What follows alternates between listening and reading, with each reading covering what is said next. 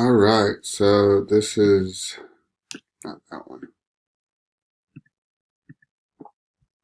This one. All right, so this is chapter 7, YouTube problem 11. It's asking us to revisit the drunk pirate problem from exercise in chapter 3. This time the drunk pirate makes a turn and then takes some steps forward and repeats this. Our social science students now records this new data.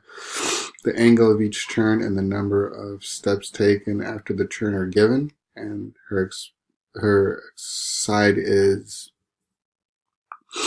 160.20, negative 43.10, 278, negative 43 and 12, and use the turtle to draw the pathway. So close that.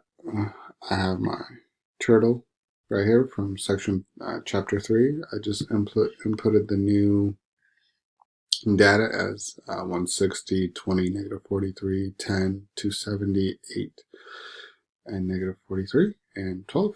And then when I run this,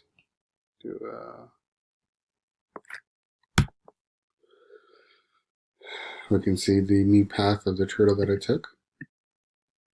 Just a little bit over skewed, but that's the new drunken pirate path.